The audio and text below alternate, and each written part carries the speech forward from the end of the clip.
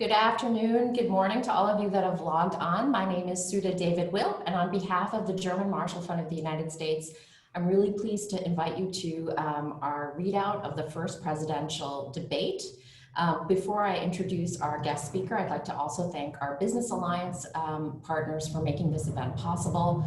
We are so thrilled to host Dr. Larry Sabato today, one of America's leading political experts and election forecasters. He is the founder and director for the Center of Politics at the University of Virginia. He's often seen on leading news channels from CBS, NBC, Fox News, and writes considerably on American politics. He's also an author, and he also is, as a Rhodes Scholar, had visiting appointments at Oxford University and Cambridge University. He's also editor-in-chief of Sabato's Crystal Ball, which forecasts races running from the House of Representatives to the Senate and, of course, the presidential election. This is, I believe, since more than a decade, has been published since 2002. The Pew Charitable Trust and the Daily Beast have named the Crystal Ball as one of the top political sites on the internet. And Time Magazine said that Professor Sabato's Twitter feed is a must for those of you that are political junkies. Welcome, Professor Sabato. Thank you so much for taking the time today to speak with us. Before we get started, I just want to mention to people that are logged on, please feed questions to me on the Q&A function, and they will queue up and we'll get to them in the next 10 to 15 minutes. I guess I'll start, Professor Sabato, by just asking, I saw your tweet about canceling the rest of the debates. You don't think it's necessary, especially since probably this debate will go down in U.S. history as being, and unfortunately not in a positive light. Tell me a little bit about your impressions after last night. Well, I'm revealing my age here, but I'm probably one of the few people in the world who has seen live in real time every single presidential debate televised that we've had in the United States, beginning with the 4 Kennedy-Nixon debates in 1960. And to say that last night's debate was the worst ever is really to overrate it. It was a disaster, an absolute disaster. It's an embarrassment for the United States, domestically and around the world. Most of it was due to President Trump. I'm not saying Joe Biden didn't say anything inappropriate. I don't think he should have called the president of the United States a clown, even if many people believe he is. It's not an appropriate thing to do in a debate, and there were some other moments. But it was mainly Donald Trump. Do you know that he interrupted Joe Biden 73 times in a 90-minute debate? I lost count at 3 a.m. this morning Berlin time, but I can imagine, yes. No, it's just, well, when you watch it, you won't believe it. And the moderator completely lost control, didn't even call down President Trump until well into the debate. This was a major mistake. You have to take control immediately if you're a moderator of a debate like this. And he failed to do so. He never got control of it. Granted, it's tough to get control of Donald Trump for 1 minute, but that was his job and he didn't do it. But long and short, I've already seen the results of some private polling as well as 2 snap polls. And it's exactly what we had predicted ahead of time. Debates don't change people's minds in a situation like we have in the United States, which is a polarized tribal political environment. Everybody knows how they're going to vote. The real hardcore undecided is about 3%, and some of them won't vote. So this election, people say, oh, people are voting too early. No, most people could have voted 6 months ago. Didn't change, won't change. I called for the cancellation. I don't really think they're going to cancel it, but what I was trying to say is this can't go on. They have to find a way through some new rules, although Trump will break those rules too. But what they can do is give the moderator an opportunity to cut the mic of a candidate who is interrupting or going beyond the allotted time. That's what a moderator can do, or someone else. But it has to be done because last night was completely unproductive. In fact, it was counterproductive. And as far as the race is concerned, it didn't change the numbers because we're so polarized. You'd much rather be Joe Biden than Donald Trump, which may explain some of Donald Trump's behavior. So maybe just for our European audience, I mean, where are we in the polls? Like you said, normally debates don't necessarily change the trajectory of the race, but where were we before? And you're saying that things haven't really moved. There was no bump for either candidate, but do you think as things settle in and people read the headlines that it would maybe be to the benefit of Vice President Biden simply because all across the board, even Republicans are saying maybe President Trump went overboard last night? Yeah, well, not Trump's base. They loved it. But you see, they're going to be with him regardless, and they're not enough to win. Apparently, Donald Trump doesn't understand that. Even with a massive turnout among his base, they're not enough to win. It gets him into the low 40s. We have some very minor third-party candidates this year. Last time, we had 6% of Americans voting for a third party or an independent candidate. We're projecting about 3%, so it's going to be cut in half. And that means that Donald Trump's 46% from 2016, which was enough to win the Electoral College, though lose the popular vote by 3 million, will not be enough in 2020. As far as what's happening before and after, Joe Biden has between 7 and 8% lead. It's a 7 to 8% lead. Biden is in the upper 40s. Trump is in the low 40s. You've got to remember two things, though, that help Trump. The first is there is a hidden Trump vote in the sense that people say they're undecided when they're not.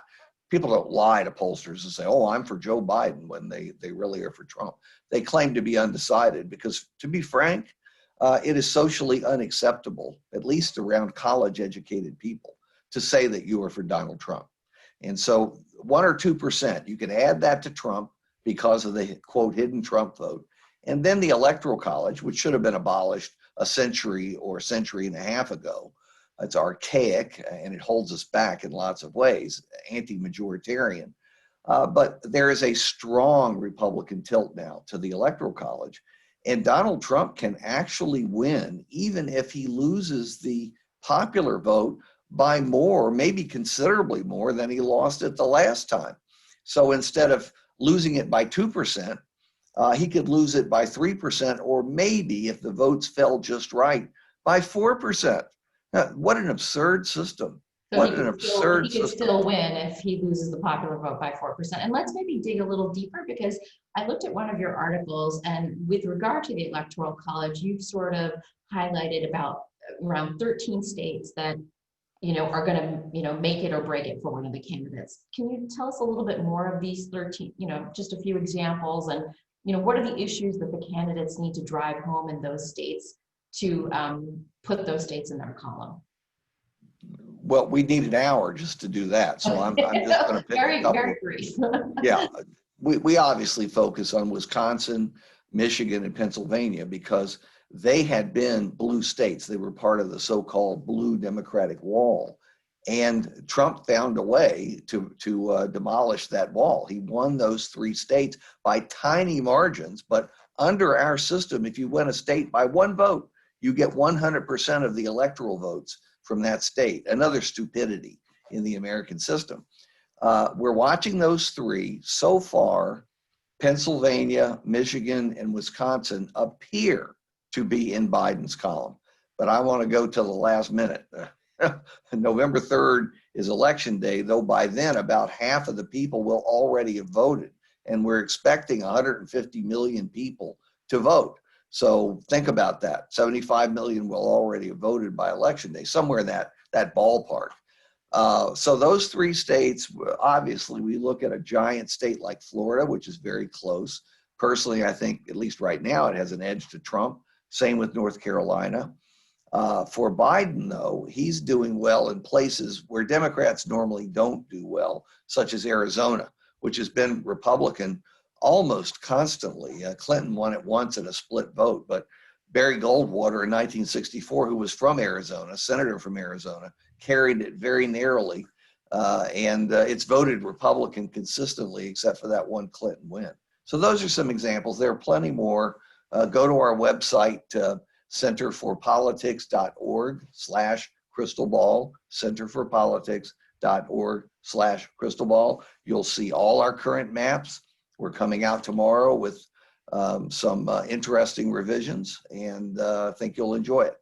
So, I mean, like you meant, we didn't hear a lot of substance, unfortunately, last night, but theoretically, the debate was focused on 6 issues over 90 minutes. I mean, so for example, their records as politicians, the Supreme Court, the pandemic, race, and sort of the integrity of our election system in the United States.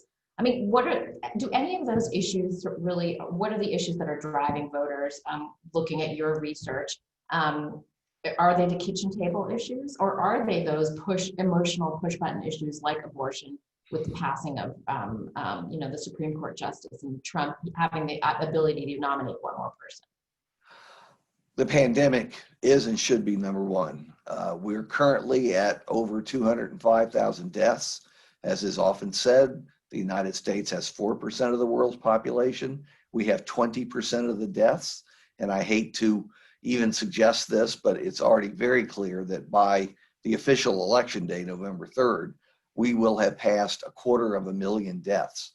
So nothing to be proud of, and the administration is responsible for some of those deaths because it wasted a good 6 weeks in January and February when they knew what the challenges were. So that's number one. Number two is the economy, and it's a mixed bag depending on where you look, but clearly things aren't going well. Just this morning, we had bad news from the airlines and Walt Disney World and half a dozen other major places canceling tens of thousands of jobs on a single day. So the economy would be second, and that, as you say, is the family table issue at dinner. And then, yes, there are many Americans who are concerned about racial inequities, but also the demonstrations and rioting that has taken place in quite a number of cities throughout the United States. That cuts both ways. Trump thinks it helps him, and in some places it does, but it also hurts him in other places. He's trying to broaden his appeal to minorities, and so far he's not had a lot of success except with Hispanics, where he's still losing, but he's added several points from his 2016 score. Okay, I'm going to get to some of these questions, and you mentioned Hispanics.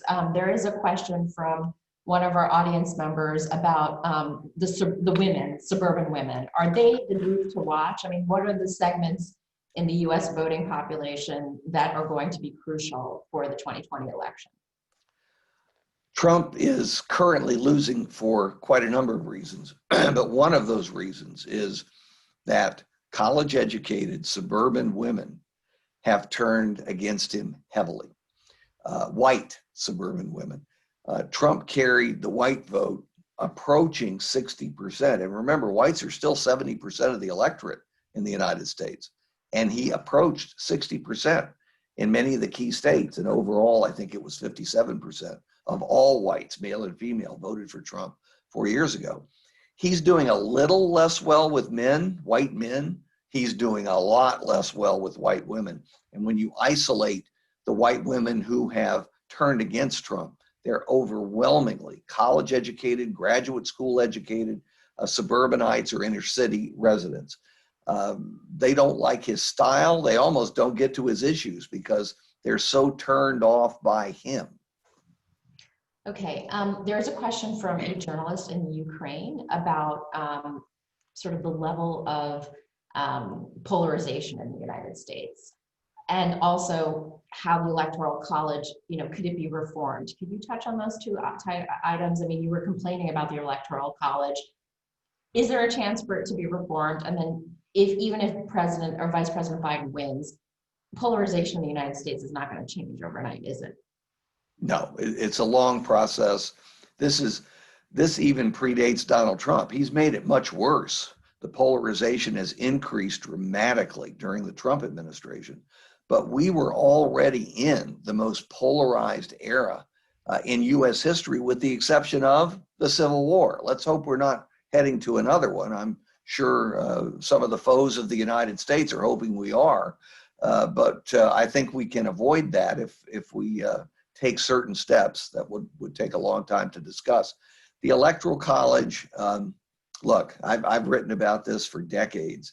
I had a book in 2007 called A More Perfect Constitution, in which I suggested 23 changes to our Constitution, which was primarily written in the 1790s. You know, it doesn't apply today to many aspects of American life.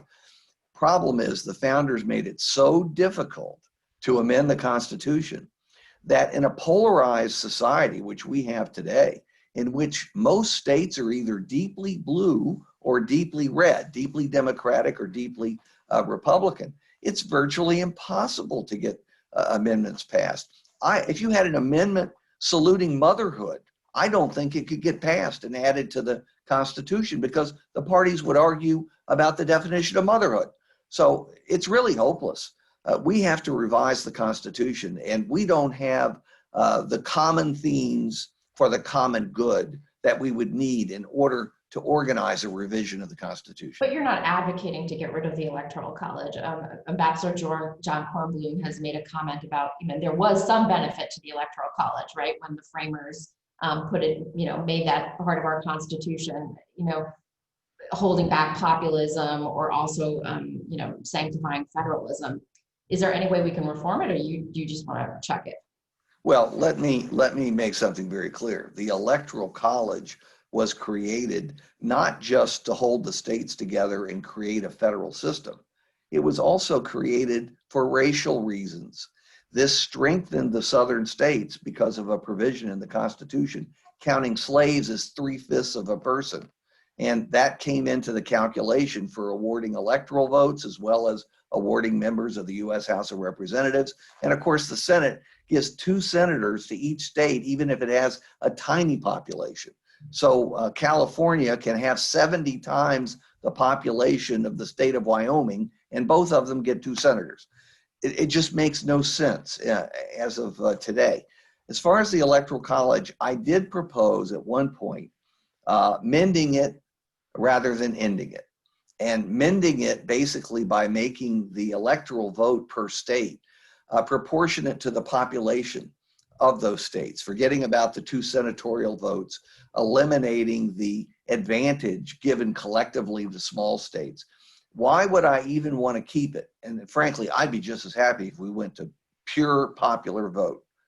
Everybody else does it, and it's absurd to have a president who lost the popular vote by 3 million and then does the kind of things that Trump has done. But the one reason to keep some form of an electoral college is when we have a close election, like the Bush-Gore race in the year 2000.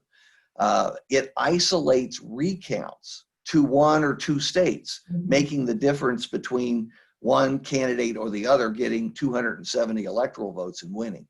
That's it. That's the only real advantage that you can have from an electoral college. We have hundreds of thousands of precincts. And if you have a close election nationally and everything's being recounted, you're not going to get a president for months and months and months, maybe longer than that. That's not healthy for a superpower. Okay. Sarah Wagner from the Atlantic Academy has a question about the Democrats. I guess you could talk a little bit about the parties. It seems like the GOP is firmly in the hands of President Trump. What about the Democrats?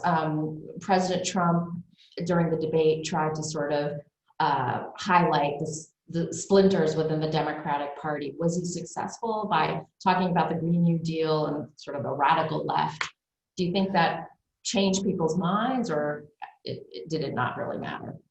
Well, a famous humorist in the 1920s said, "I belong to no organized political party. I'm a Democrat." And that has pretty much applied to the Democratic Party in any era. It is faction ridden. And one of the advantages the Republicans had over the years was being more unified, bringing, perhaps because they're the managerial class party, bringing their people together, their factions together to work toward the election of a candidate who's controversial, like Trump. Trump got 90% of the Republican vote, even though most of the Republicans didn't like him and didn't vote for him in the primaries. He won by getting about 38% of the primary vote because of the very split background, a very split number of candidates. So look, the Republicans have factions, the Democrats have factions, but I'll tell you what has unified the Democrats. Donald Trump. Donald Trump. The one thing every Democrat from left to right, or really there aren't many conservatives left in the party, center right to very left in the Democratic Party, they want one thing. They want Donald Trump not to get a second term. And that has unified the Democratic Party in a way they couldn't have achieved if this had been a, quote, normal election, unquote. There's a question from somebody from the Finnish parliament. I hope I'm not butchering this name, Ms. Kapui, and she's asking about Biden's performance. Do you think he turned off people that he called President Trump a clown and said, "Shut up, man"? I guess that's one of the lines that we will remember from this debate. Was that unbecoming, or do you think he just had no choice? It was unbecoming. He shouldn't have done it. But compared to Trump's insulting performance, it was like waving. It just has no impact. And I've already seen polling that clearly shows that. So an election is a comparison between two or more candidates, and people choose by comparing them. So if you want to call Joe Biden's performance below average or even poor, that's your privilege. But you have to look back to Trump and say, it was historically awful. There has never been a presidential candidate since television was invented who performed like Donald Trump did last night, basically a spoiled child. Do you have any hope for the debate next week with Vice President Pence and Senator Kamala Harris? Do you think that will offer the opportunity for Americans to hear more about the policies? I don't know, but I'm sure they'll look good by comparison to what happened last night. That's probably what the headlines will be. Calmer debate for vice president. Now, let me tell you how much it matters. Zero. Zip. So the Zero. VP doesn't matter at all. It's really all about the president. It never has. Everybody says it does at the time a VP is picked. And by the time that people are voting, they barely remember who's on the ticket, most of them. So Chris in DC has a question about, what do you think the debate last night did to America's image abroad? What are our allies thinking? You talked a little bit about this at the beginning, and maybe I could tie it with one of my questions about, you're a scholar of American politics. What do you think about our democracy at the moment? I mean, I did a town hall last week with some Germans, and most of them were frustrated, but also were just showing genuine concern about what's going on in the United States. How do you think our system is faring? Well, to Chris's question, believe me, last night's debate didn't help our image. It's just a question of how much it was damaged, but it's already been severely damaged over the last 4 years. We all know why. We all know the policies and the people, starting with the president, who've produced this damage. And it'll take a long time to repair it. Regardless of how the election goes, and I don't see how it could be repaired if Donald Trump is reelected. Sudha, what was your second question? Just sort of, because this was even a topic of the debate about the integrity of our electoral system. And unfortunately, President Trump did again, he let sort of the dark side about not recognizing the results of the election, let it be known again to the viewers. And I think a lot of people were a little nervous about that he keeps saying that if he doesn't win, the election is rigged. So, yeah. Is our system strong enough? People are worried about the state of American democracy where I sit here in Berlin, and I'm sure there are others in other capitals around the world. It depends on what the vote is. If Trump wins, that's the end of that. Although, remember, he's the first candidate in human history to denounce the election he won as being rigged back in 2016. Usually candidates who win don't do that. But the election was rigged and it was outrageous. And really his ego was damaged because he wasn't carrying the popular vote. That's what that was about. I want people to know, because I have studied this my entire professional career and I'm pushing 70. There is not any serious voter fraud in the United States. I've personally investigated it. I wrote about it a lot in the 1990s. There are isolated examples. I mentioned to you we're going to have 150 million votes. So a few votes here and a few votes there, which might get past some voter registrar, isn't going to make a difference. Even in the election of 2000, it didn't make a difference. 537 votes in Florida elected George W. Bush as president.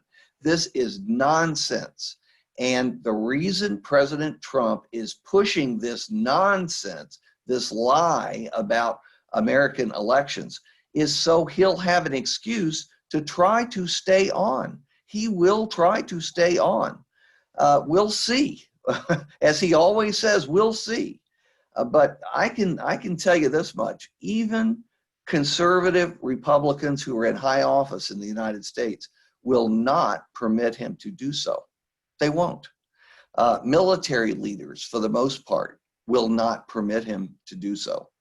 There are ways to get a president out of the White House, because at noon on January 20th, that president who lost an election ceases to be president and all powers are gone. Every power. And at that point, he can be escorted out of the White House, and his family too. Okay, this is the last question because I know we're running out of time. Jacob is asking about, the two sort of September surprises, the investigative reporting from the New York Times about the tax filings, and of course, that Trump is allowed to nominate somebody from the Supreme Court. Do you anticipate more sort of surprises of this nature in October? Will it change anything, or have people they're just ready to have a decision? Well, people are ready, but that doesn't mean there won't be October surprises. And yes, those were two September surprises, but October is normally when this happens. But again, remember how many people have already voted. I voted 2 weeks ago. So for many of us, the election's over. We've done our patriotic duty. But so the longer it waits, the more people have voted, the less influence you can have on the actual election results. I asked a Trump official, I'll put it like that, on deep background, what would the vaccine, an announcement about a vaccine or some other drug that reduces the effects of COVID-19, be the late October surprise? And his answer was very interesting. He said, I'm surprised at you. You've been around a long time. You should know that this president in particular will have October surprises. And he said, very plural.